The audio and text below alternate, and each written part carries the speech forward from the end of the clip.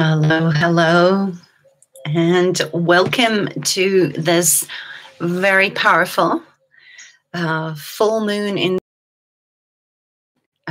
We're going to be doing ritual, very powerful ritual based in the death process, because as you know, if you've been following me for a while, we need to learn how to live well in order to die well. And Scorpio is very, very powerful in this beautiful full moon. So I hope that you come on in with an open mind and a very, very open heart, and that you just let everything be.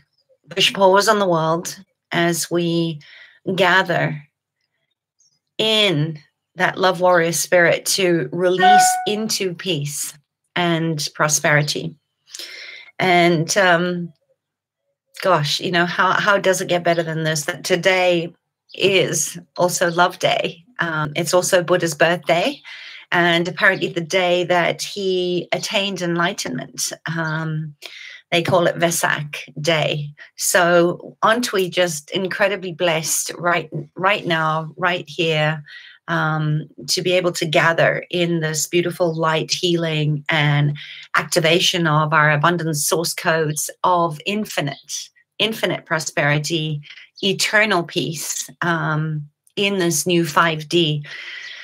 And my wish, as always, is that we may manifest heaven on earth through this beautiful golden heart and holy breath of God, Goddess, Father, Son, Mother, Moon, within each and every one of us in the I Am presence as a keeper of this new heart-based abundance code. So, gosh, you know, your ascended self, your higher self already knows this. And it is for us to just deepen into trust that, as with Scorpio, reminds us too that death has no sting. When life arises to itself with a very sufficient, focused intent, which is rituality, it is art in action, and you are the artist. And when we come in it with this commitment to surrender our will, you know, to kick the ego in a very gentle, loving way, and just ask your mind for the next 60 to 90 minutes to just be the silent witness, to be the compassionate observer. And if you want, repeat after me: nothing to do, nothing to prove, just be here now. Because this is what Uranus in the astrology right now reminds us of, is that we have to be compassionate for not only ourselves, but others too. And that, as we know, as highly sensitive beings, as empaths, as grief doulas, that the power comes when we can actually really honor, right? Be very reverent in our knowing that out of the ashes, right, the phoenix rises out of the ashes, and that was burned, that you are going to go into process with me in just a little while, is what we're burning up, right? It is the dead, it is the deceased, and it is dying. It's the die-off, and that's what we're feeling right now. And when we can allow that to happen, right, to die well, then out of that arises, right, this different way of being you, a woman or a man, which has bravery and courage, right? Kur is of the heart.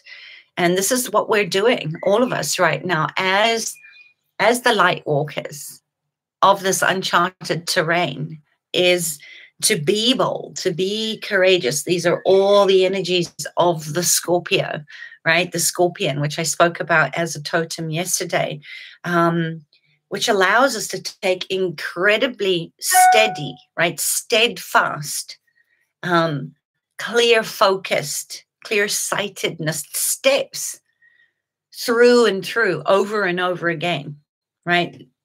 Beyond what we know is possible.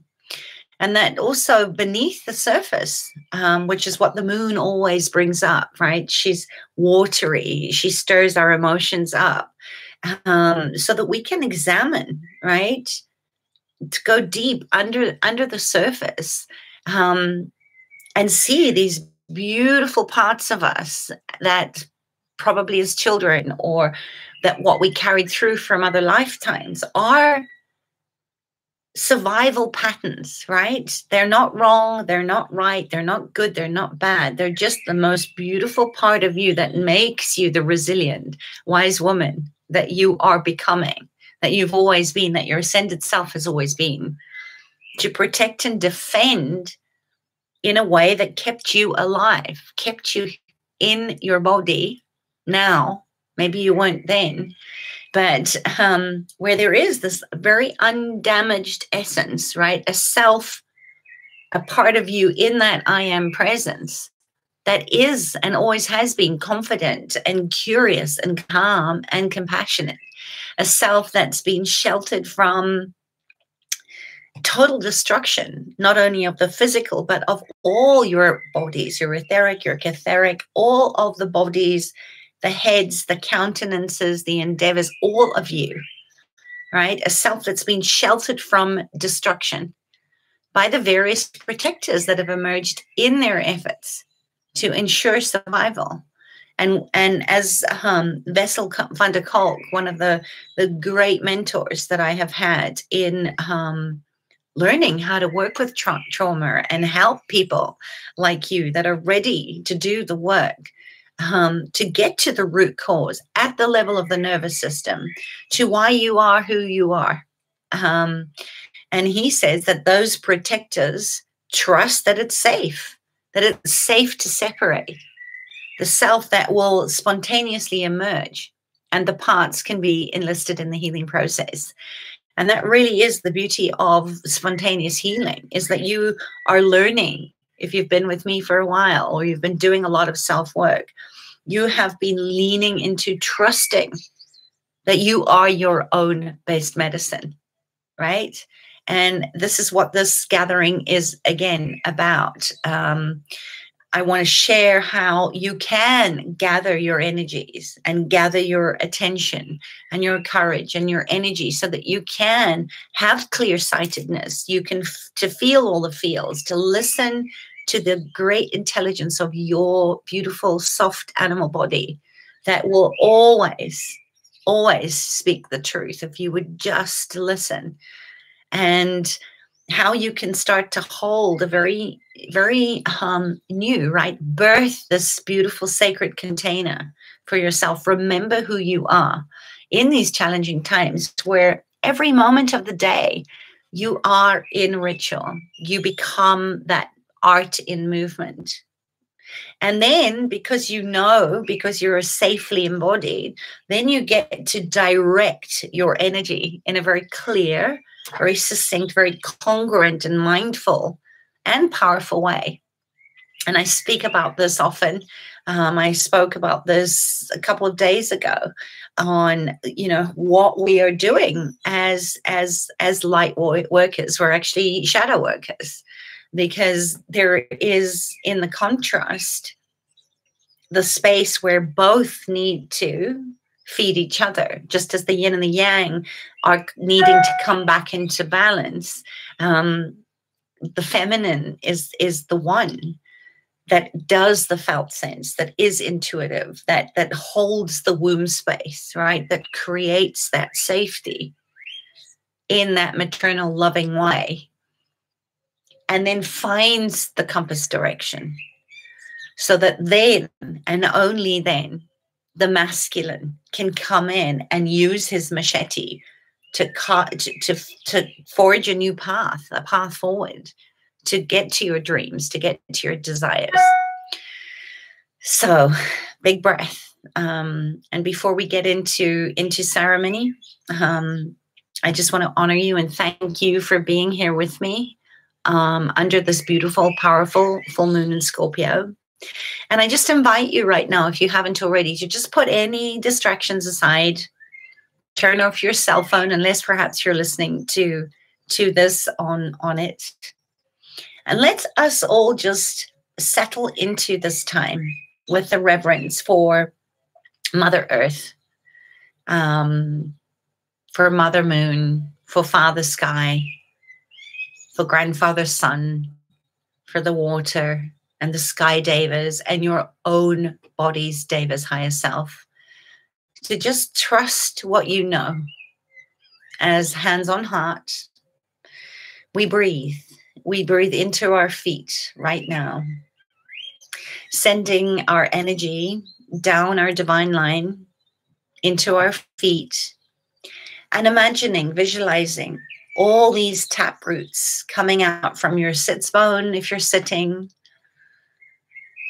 tap roots coming out from the bottom of your feet, connecting to the earth, and going down into the earth chakra, down even further, spreading, expanding, feeling, using the sensate feeling of that growth, going out your tap roots, connecting with all the other tap roots, right down, down, down to the great molten lava core of the earth, connecting to Gaia, connecting to the earth, to the soil, to the crystals, to the precious metals, connecting in with other plants, the roots of other trees, feeling the moist caress of the earth, wrapping and caressing and encompassing the other rocks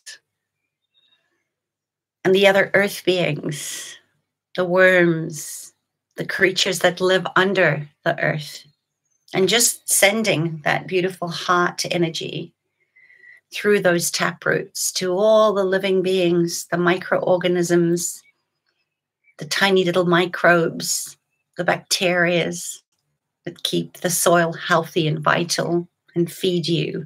And just allow yourself to receive all those energies. Allow yourself to be revived by all those beautiful beings. And give yourself permission to receive from them on every in-breath and on every out-breath, sending back a beautiful energy exchange to all of those life forces, all of those devas. Beautiful. And when you're ready, just as the infinity sign, leaving your energy, connecting in with all life below the earth, straighten your spine, and now feel the energy pulsate and move up your divine line, through your sits bones, through your chakras, seeing that beautiful pink, golden, platinum, diamond ray, all those source codes lighting up all of you, all the cells, all the spaces in between. And then bringing it up more into the divine line, into your heart, into your throat, into your head, your eyes, your tongue, all the aspects of your beautiful brain in your head.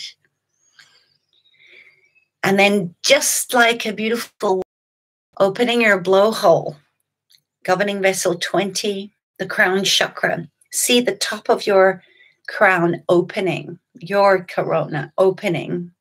And this incredible force of light beaming out, expanding, filling up all the air, the sky, and expanding even more now, reaching to the stars, to the sun, to the moon, to this beautiful Scorpio moon.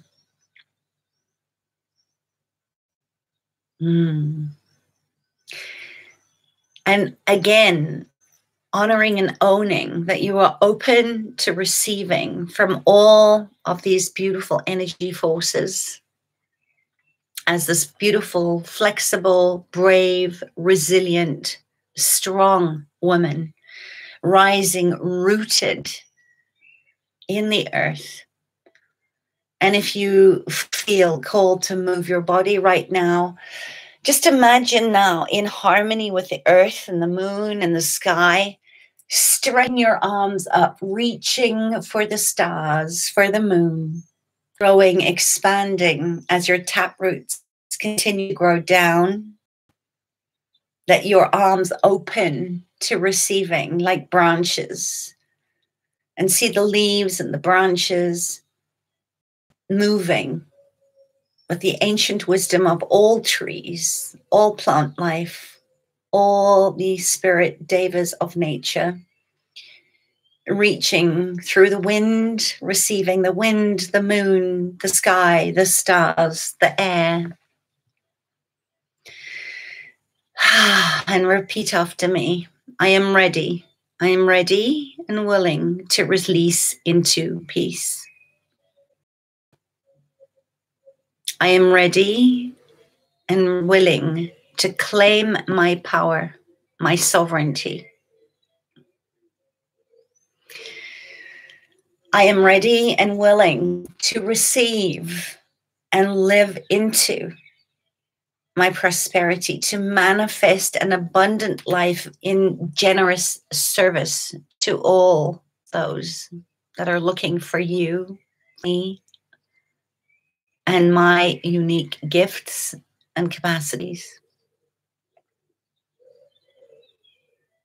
I am ready to open to loving more deeply than ever. And when you're ready, if your eyes were closed, open now. Beautiful. Just looking for your comments here.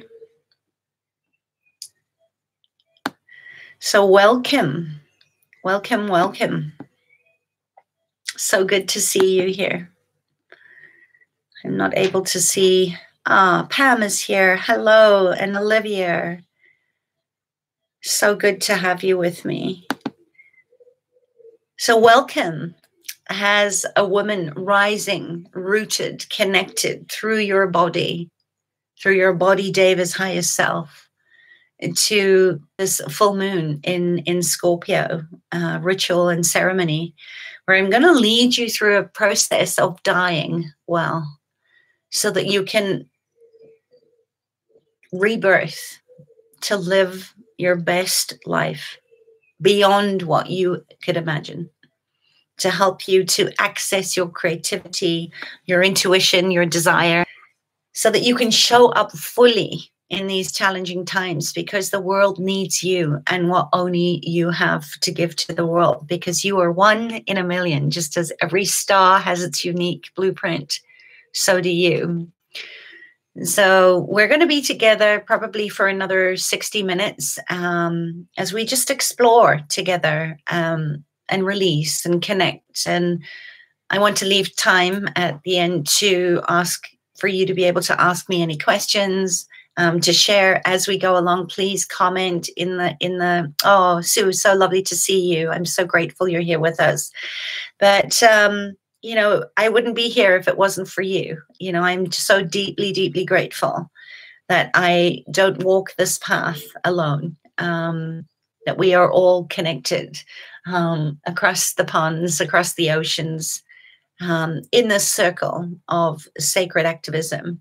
And it really is my desire to give you a sense that when you leave this ceremony tonight, that you have a deeper sense of clarity, that you feel more at peace in yourself, and that you feel more confident, more inspired to be a walking, living ritual, a being that loves in sacred service and takes aligned action to manifest an abundant life and a sense of aliveness. Because if we're not willing to receive that for ourselves, how can we give from an empty cup? And we cannot do that unless we are more connected to the cycles of nature and the ancestors. And I know many of you personally, Olivier, Pam, Sue, I know, and I'm honored to have worked and supported you in the past. And I know that you are sensitives, you are highly sensitive empaths, you are intuitive beyond what you can imagine, and that you came here for a reason, and that we are all here together because we have work to do, and we know that we needed to find ourselves again, on the gravel, in order to of ourselves.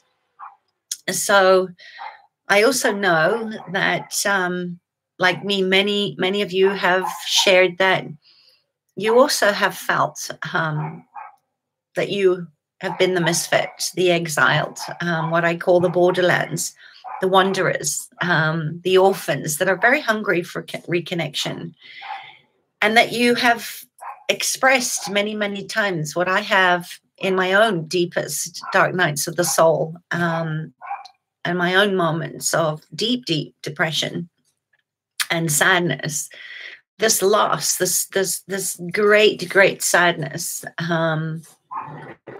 from feeling like something was missing. And that was the connection to the cycles of nature, to our ancestors, to the ancient wisdom of what we have known in other lifetimes, that we probably walked that path together as medicine women, as shamans, as keepers of the wells, or as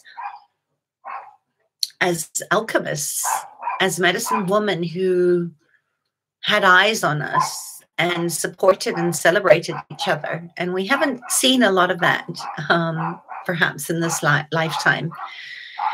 So this is where we are right now, that in order for us to rebirth and remember and reconnect on a much deeper, deeper level than we have up until now, that we have to bury our dead parts and pieces, all the aspects of us that need to die so that we can be who we are already in the ascended, but perhaps not necessarily been able to anchor into this earth plane yet, up until now.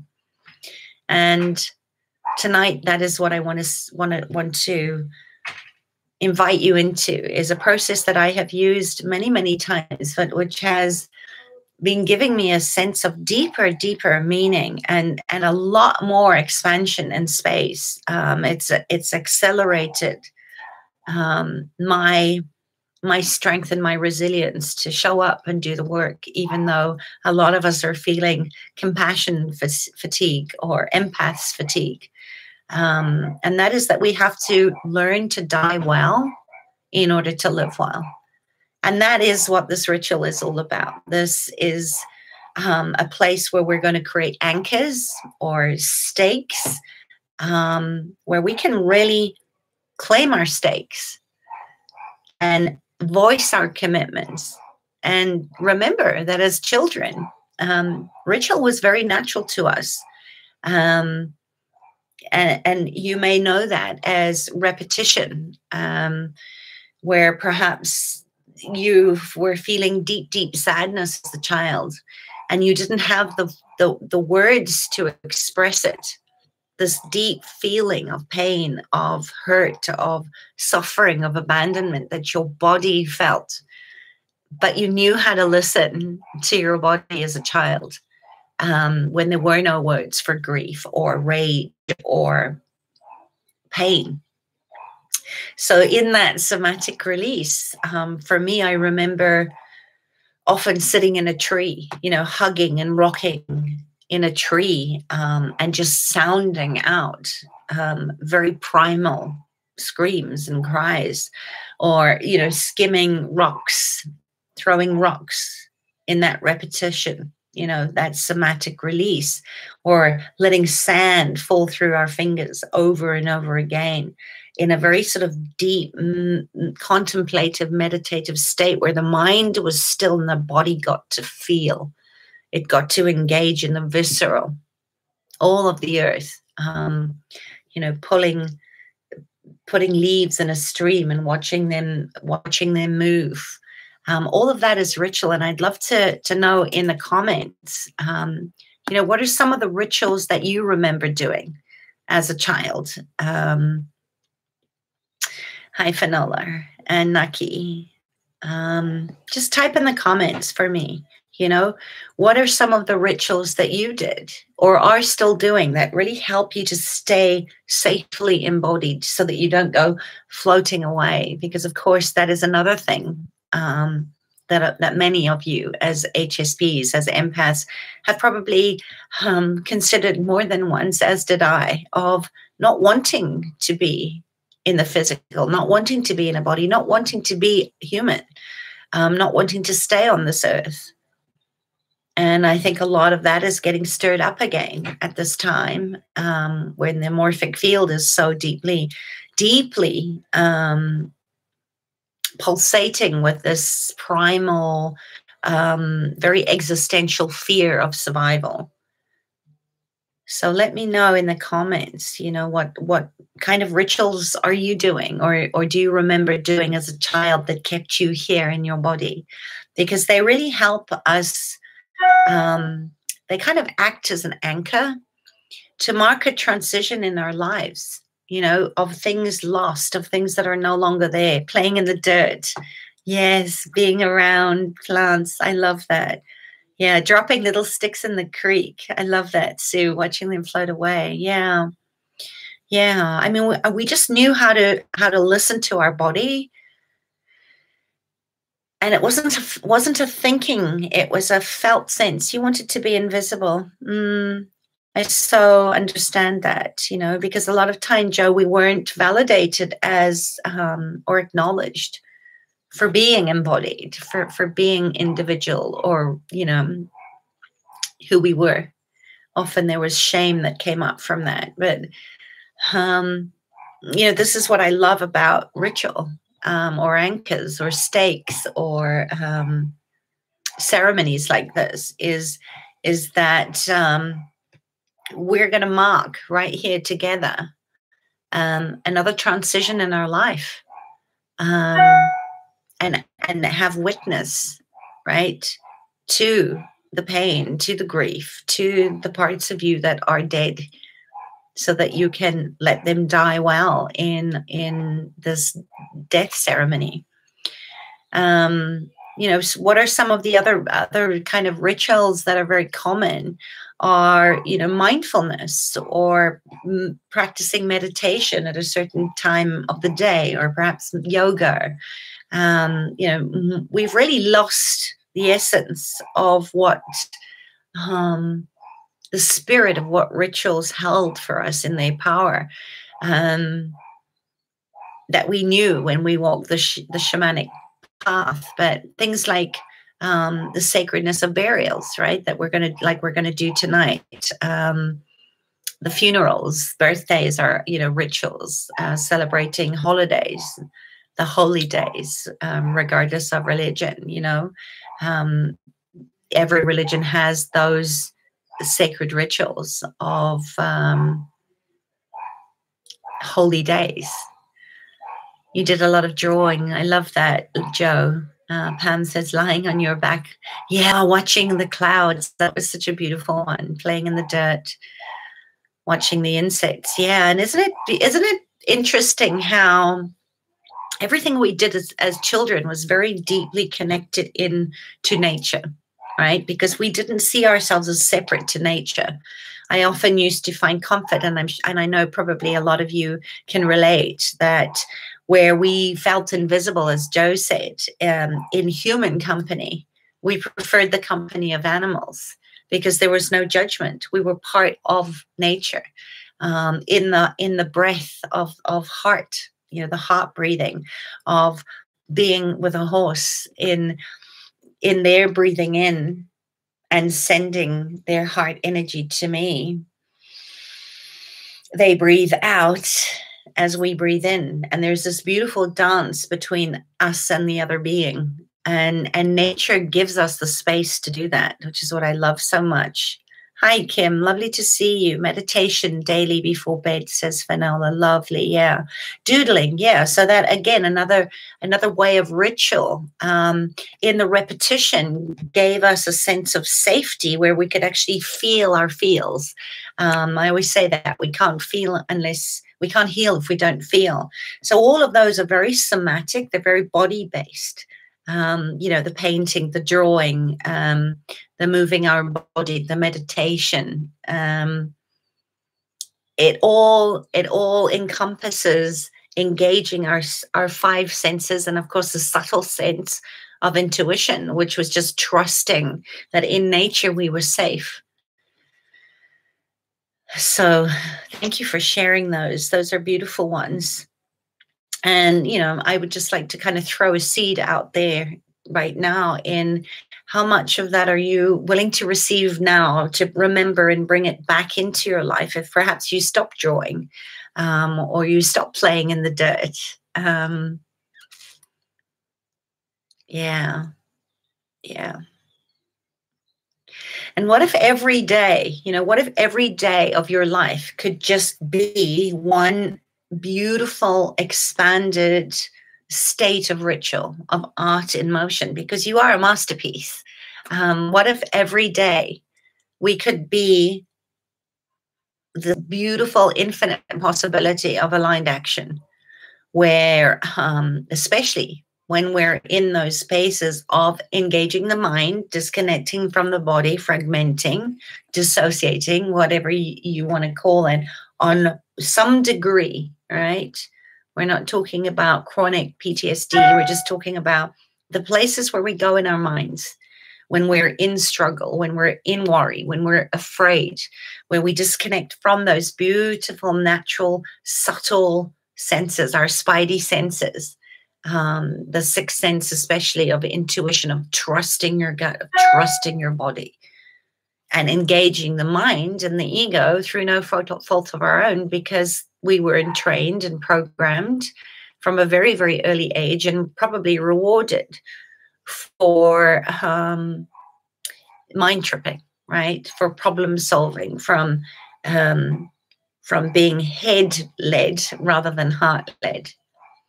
And of course, when that happens, it's the rider, right? The rider, and the horse is the body. It's an automatic disconnect, and it's very disembodied, disavows the parts and pieces of us that have always known, right? Like we know. So I'd love to hear in the comments, what do you really desire when you tap in to some of the rituals and the feeling when we kind of connected down with Mother Earth, and we connected with Father Sun and Mother Moon and the stars and the other insects in the earth and the air and the wind. How did it make you feel when we did that meditation?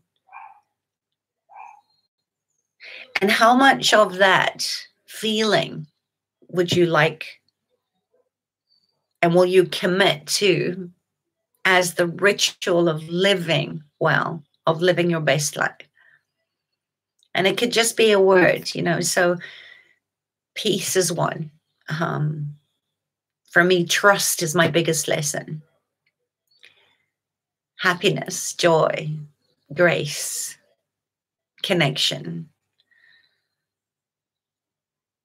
And you kind of feel in, just pick one of those words, the one that is a full-bodied yes for you right now. And just close your eyes. And I want you to just feel into that energy of peace, for example, or abundance.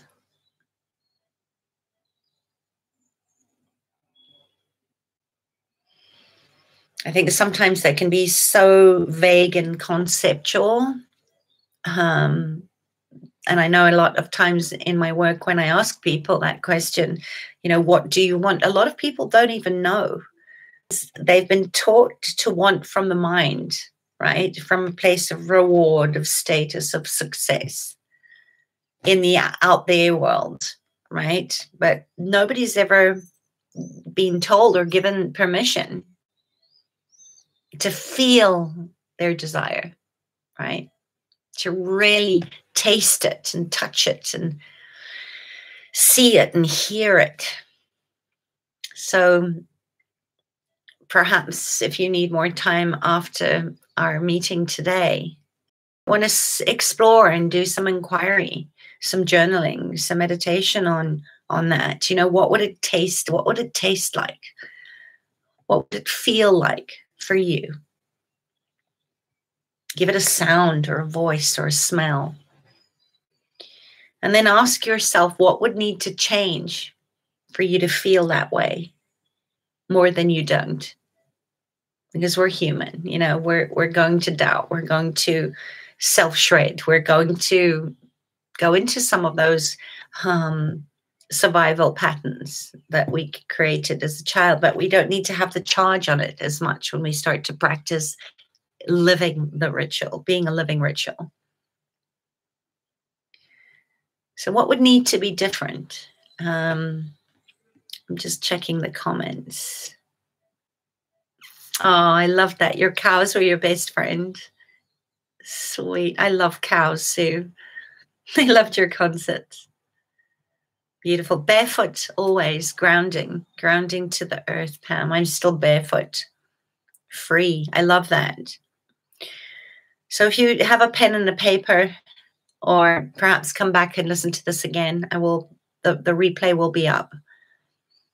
Perhaps spend some time engaging all your senses into what freedom feels like, what you would need to change, what would need to be different in what you're choosing now in order to truly feel liberated, to be your own sovereign state, to be free of self-judgment, of, you know, what do you want to be free of? Hello, Oksana. Lovely to see you here. And I'd love to just check in with yourself. If you're feeling a little bit overwhelmed, just orient yourself to the room that you're sitting in. You can perhaps give yourself a lovely energetic hug. It's a really good way to feel held, is put your hand under your armpit. Just hold yourself, maybe stretch yourself out, ask yourself if you need to move your body a little bit, because we're going to go into this beautiful burial ceremony. Your funeral is about to happen. And I'm going to explain how to do this. And then when we depart for today, then you're going to go in and actually action the ritual, action the ceremony, because it's going to require you to go outside under the full moon, get your feet and your fingers in the dirt. I never used a spade for this. I actually dug in the ground with my hands. I got dirt on my knees. So I hope you're ready. Give me a thumbs up or a heart or a I'm ready in the comments if you're ready to know how to give yourself the best burial ceremony, the best funeral you ever could imagine, to all the parts of you that are dead. I think over the years I've seen some incredible sights and had such incredible insights that can come when we really start to listen to one another's real life stories and struggles and questions and aha moments and gatherings and ritual. Thank you, Sue. Thank you, Oksana. Thank you, Olivier. I think there's a little bit of a delay. But, you know, this is so beautiful because we have a very safe container here in our little nest. And even though you can't see and hug and touch each other, you know, just Send those roots and your arms out to embrace and thank your fellow tribe members that are gathered here at your funeral today. Tingles in your feet. I love that. Yeah, it's just amazing, isn't it? When we have the opportunity to really witness one another's process, we can learn so much about ourselves while also recognizing that we're not alone in this crazy, wild adventure of reclaiming and restoring our own true nature. And you're here because you already know that this isn't a time for theories or vague concepts or memes, or cliches. This is a time for really pragmatic magic that we can action now, right? Remember, ritual is art in action.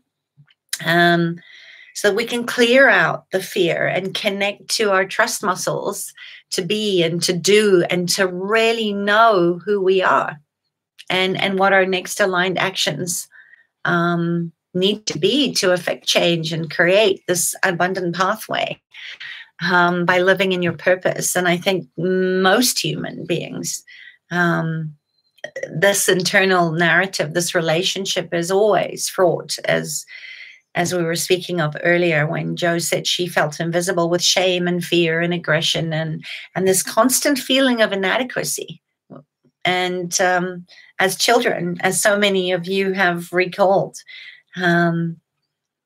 there's just this wild, simple presence of Mother Nature where we felt at home. We did not feel exiled. And as we grew, we've been born into a human culture that fosters perfectionism and competition and scarcity and the never-ending need to prove one's value all the time. And that cultural narrative really sets up nearly every human being who longs to feel love and connection to instead have a nagging inner critic at best where we're self-shredding, or we have this internal bully that's constantly wearing us down. And I've discovered that if we can just be brave enough to remain curious about our own feelings and behaviors, if we can remember how to connect in with nature, to call our ancestors around us, then we can start to have this remarkable and extraordinary journey of togetherness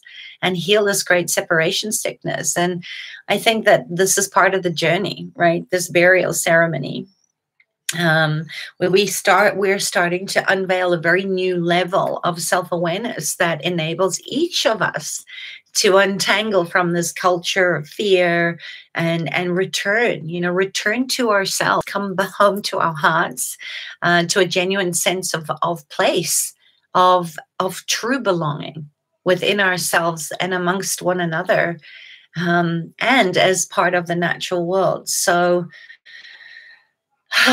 gosh, I could speak about this forever, but I'm mindful of the time. We're almost at the top of the hour. So this is what we're going to do, because the quickest way for you to allow yourself to reach your goals and to accelerate your abundance and your prosperity and your healing blueprints is to, first of all, become aware of the fear in your body when you think about your targets. You have to identify it and you have to let them die before you can release it. So bringing your attention right now to feeling, as we've done, and then allowing your fears to release is a very powerful practice. And, if you can think back or perhaps recall the last time you were at a physical funeral, and if you were felt in place that it was honoring and reverence of the person that had died, or if you felt that there was some hypocrisy there. So just, bring around that. And then, I've talked around this in so many different ways in the past. You can call it detachment. Some people call it allowing. I like to call it something a little different. It's a very somatic surrender. It's body-based, which is why I wanted you to get into your bodies. Sorry, there's a car just leaving on the gravel outside, and the dog is barking. call it a somatic acceptance with compassion, this compassion that Uranus brings, because there's no way you're going to get to your target of living well quickly if you're making your body's response to dying wrong. So it's important to understand that this doesn't mean you're giving up or you're not caring about life or any of that. It's just to simply become aware of the emotions in your body as you have your funeral for your dead parts, and then simply allow them to be there without the need to change them. And also you want to get in touch with what these emotions feel, right? In the meaning, without the meaning making, without the story in it. Just to allow yourself, as you bury yourself, as you do your funeral later, to, feel anger, feel betrayal, feel the feels of thinking you're never going to have enough, or that the pain is never going to end, or that you're never going to be healed and whole. And then ask yourself, what if you could accept whatever that is, right, with the compassion of Uranus, and surrender the meaning that you're giving that emotion. Just allow the label to drop, and then simply just let it be a sensation in your body. Because when you allow the emotion to come into your awareness and then move through you, it no longer controls you. And, I find that quite amusing and pretty interesting how our wisdom of the ancients knew, when we talk about giving up the ghost, this is kind of what I feel in death. That is what it is. It's a giving up of the ghost of the past, right? The parts of you that are no longer living. And yeah, I suppose you could also think of this as detachment. But I think it's more than that. It's really actual allowance. It's accepting what is, dust to dust, ashes to ashes. It's an allowing of your body to feel however it feels without it needing to mean anything. So when you do your burial later, and I'm going to tell you how to do that, I just kind of want to finish sort of laying the pathway for your burial arrangements before I actually give you the pragmatic steps on how to do this. But when you allow yourself to wail, to give grief a sound, this is what I love about Indigenous people in Africa. They wail at funerals. There is a lot of arriving and moving and groaning and wailing for the dead. And I think in a way that helps the spirit of the person to leave. It helps them to give up the ghost, so to speak. But when you allow that to pass through you without having to change a thing, remember, nothing to hide, nothing to prove in yourself or in others, that's when you will start to really have a deeper level of peace, to create more capacity, to hold, to receive more abundance, more prosperity, more healing, more of the things that you want to receive. Without knowing it, you're creating the very circumstance that you're often afraid of when we don't. So just allow yourself to feel whatever you're feeling without the need to label it or give it a meaning or wonder why or having to change anything. Just surrender the meaning, and then you can start to take the blocks off the progress of your life. And with each handful of soil that you're going to throw on your grave, you're going to start to just create more space and a greater outcome than you can imagine now, so that things start to happen fast because you're trusting your intuition. And that's that space of stepping into ritual, where you name and you honor the transition between one way of being to another in a way that allows our whole self, right, to integrate and to thrive through change, right? The death of what no longer is. So yeah, I think it kind of reminds me, because this is a holy night, right? It kind of it's inviting us to widen into those openings that bring us a greater sense of expansion and peace, doesn't it? Just give me a yes, so that I know that you're all still there. I've got YouTube and Facebook going at the moment. Just give me a yes if you're still there. Kind of reminds me, dying well, or the death and the rebirth, or the phoenix rising out of the ashes of the lotus, and how much effort and energy it expends to rise and push its way through the mud, and to me, the opening of the petals is that holy heart space of getting to the core, to the center, to the heart of who you are, who you've always been, and how you're changing. And that again is this full moon is asking us to recognize just how much we've changed in the death cycle, and can we see with new eyes, to ask, what insights and inspiration awaits us all in quiet spaces of deep listening. And I think grief allows that space for us, right, in the waiting room. So really just allowing yourself to go there,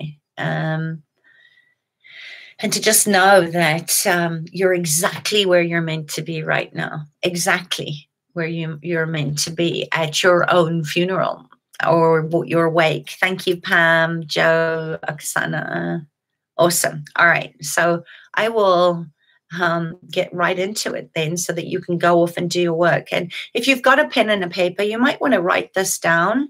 I always try to keep things simple. If it's not simple for me, it's not a trust process at all.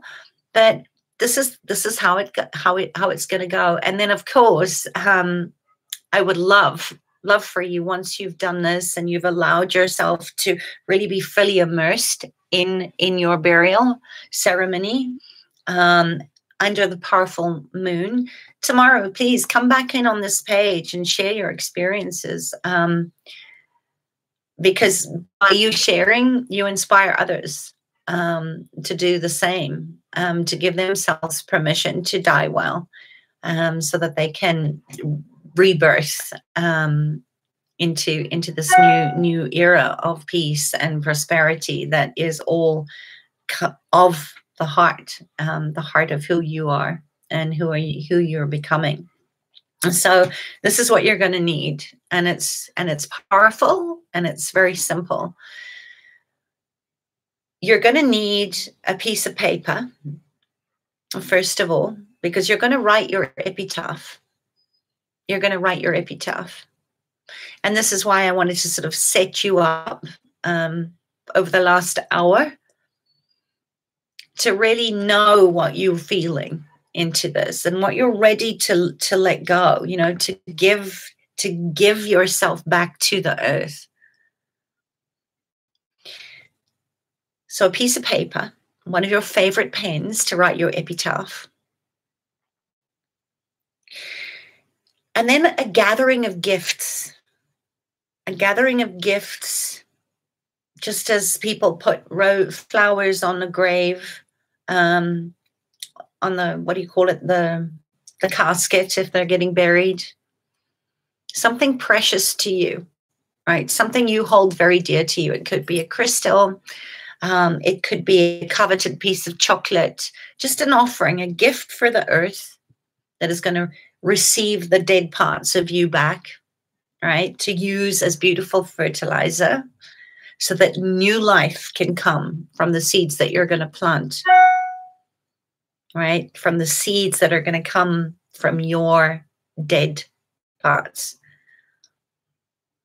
So something beautiful. Often I'll give more than one gift. The last time I did this, I gave some of my very special coffee beans, because coffee is my medicine. So I gave some coffee beans back to the earth. I also gave some very, very beautiful, very special, high vibrational lava salt that I got in the root chakra island in Hawaii when I was at Big Island last year. So you want to gather together some offerings for your body and for the earth to receive your body. And it can be absolutely anything.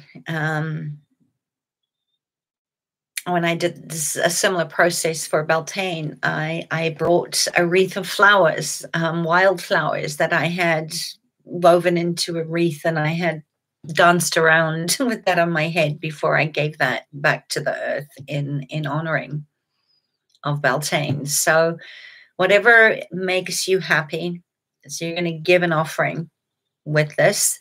And then a part of yourself, a very powerful medicine that I find for this process is to pull out some of my hair. Not that it needs much help at the moment, because I seem to be shedding a lot of hair. But remember, hair holds memory. This is why when they often use hair to see different timelines in a person's life, and they can see what has been absorbed into the body as far as heavy metals or toxins, because the hair holds that imprint, and it also holds memory, which is why a lot of times ritual in transition periods of divorce or a change, or perhaps, surviving a life-threatening situation, oftentimes women will cut off their hair or shave their heads. That's another ritual.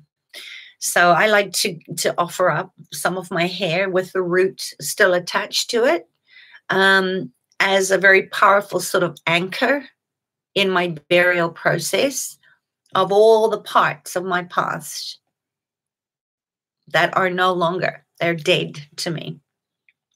So gather up a little bundle of gifts that you're going to offer back to the earth. And then what you're going to do when we leave each other in a minute is you're going to write here. What would you write? What, like you'd write on a tombstone. Here lies Sarah Jane, born 28th of May, 1966, died 7th of May, 2020. Here lies all the parts of me that have died, and then list down all the parts of you that you are willing to let die or kill tonight, right? Bury as dead to you, that they're non-negotiables, that you're not willing to take into the rebirthing of you when you wake up tomorrow. Give it over to Scorpion, your toxicity, your self-judgment, and write it all out. So you're going to write here, here lies Sarah Jane judgment. Here lies Sarah Jane's doubt of, and expand out the questions as much as you want, or just feel the parts that you are surrendering over to death, to this death process. And it can be pages and pages and pages. Go until you feel that there is no more dead or decaying or dying off parts and pieces of you. Does that make sense? And I told you it was really, really simple. Give me a yes that makes sense, or a thumbs up if you're following. So just as you would your epitaph, but only for the parts of you that you know are dead to you. The parts that are no longer an aspect of you that you are carrying into your future. And when you're done with it, you're going to take that piece of paper and you're going to put all your gifts and all the parts and aspects of you. I've had women that have actually put physical parts of themselves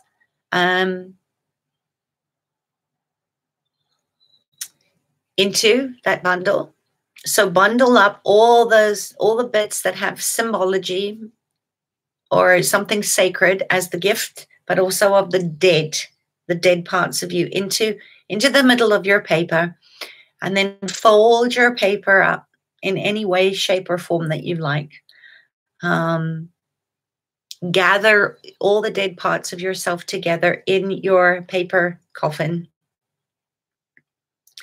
And then find a part in the garden or out in nature, if you're able to go into a wood or a place that isn't perhaps your garden, or perhaps if you don't have a garden, find a place, and with a spade or with your hands, you're going to dig your grave for all the parts that lie in the coffin, in this paper coffin that you have in your hand. And then you're going to put your parts, right? The parts of you that lie in that paper coffin into the soil. And you're going to cover it up with the soil. You could have the ritual of prayer to thank those parts, to thank the earth for taking back the parts of you that are dead.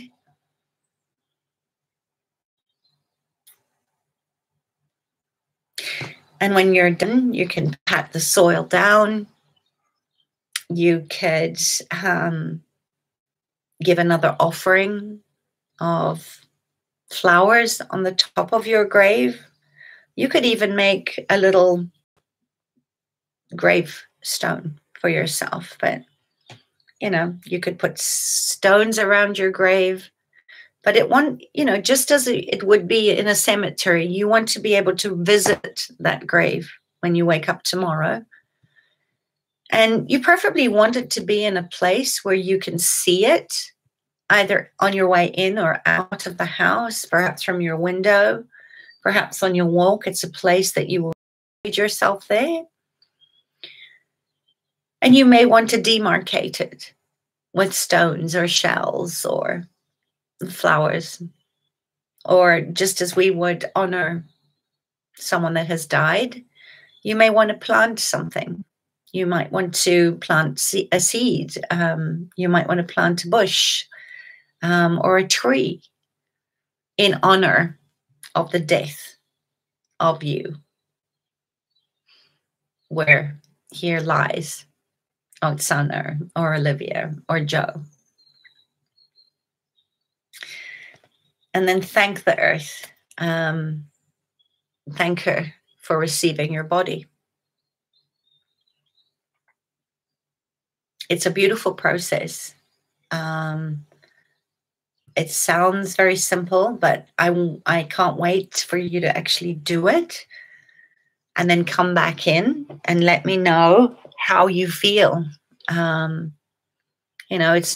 Oftentimes grief comes in waves. And now that you have died and here lies you may go through, you might pendulate through moments or stages of grief over the next days or weeks or years. So I invite you to do that process today. Surrender it. Surrender up. Honor the dead. Honor the parts of you that no longer serve you, that are dead. Offer them back to the earth with love, that she may use those parts of you to feed all of life in the earth where you are buried. And then see how you feel. See how you feel. That's all. That's it. And you may find when you visit your grave tomorrow, or you finish throwing the soil on, going in for rest tonight, that you are then ready to call in what is ready to be birthed through you, through the ashes, through the bones of you that are in the soil.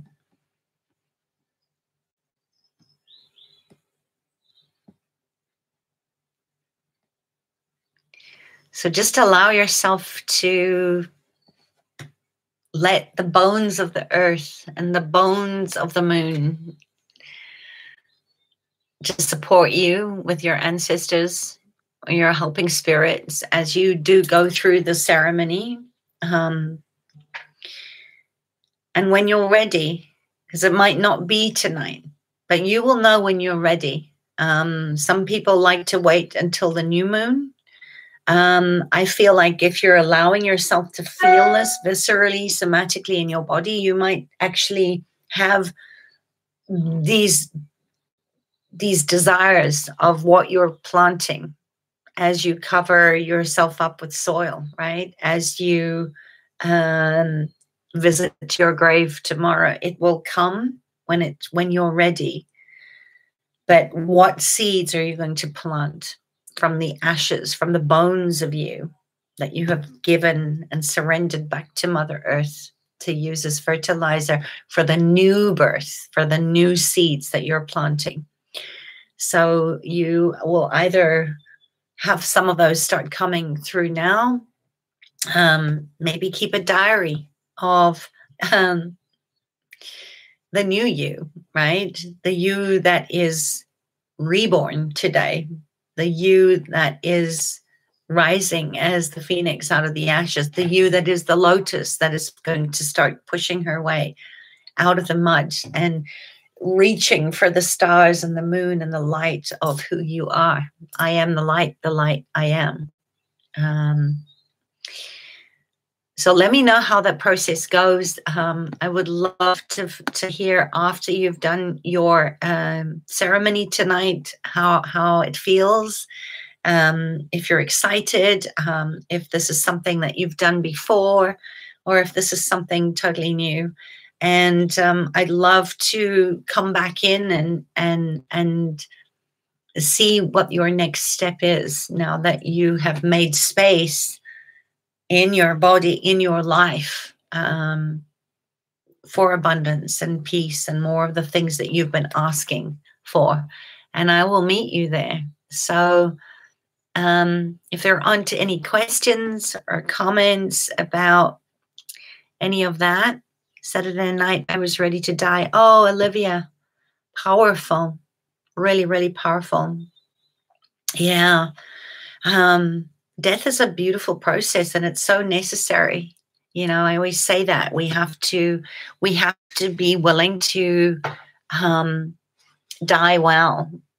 And in order to live well, we have to stop being afraid of death. So thank you for sharing that.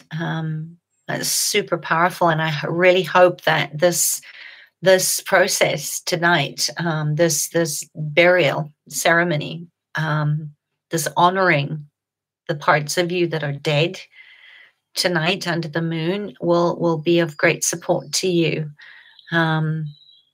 It's not easy, Pam. It's not easy. But I know you have held death and so many times in your hand, in your life, as a death doula of sorts to the animals. And for that, I'm so eternally grateful to you. I think we've all known death. This is just a new level of intimacy. And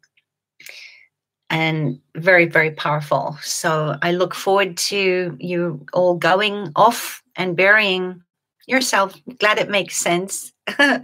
Your hair was the only thing that wasn't touched. Oh, hi, Joe. Nice to have you here.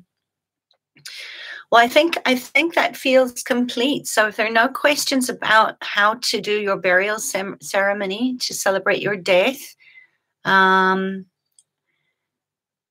will say goodnight to you. I will be joining you energetically, sending you so much love, sitting Shiva for you, for the dead parts of you over the next couple of days. And as always, if I can support you in any way through this dying process, or in getting really clear on what you're ready to birth into your new earth, your new world, your body, please reach out and touch me. I will be doing speaking more to the death and dying process of grief walking, because I feel that it's very, very needed right now. And it's something that we've lost in the ancient mystery schools, and in the intimacy of not knowing our ancestors, of not being able to walk with our elders like we used to. So I hope you join me for that. And again, thank you so much for your time, for your love, for sitting Shiva for me in this sacred circle. You're all just incredible love warriors. I love you all so much, and I see you. I love you. Now go bury yourselves. Go write your epitaphs and go die really, really well. Have a good death, and I will meet you in the graveyard. All right. Bye.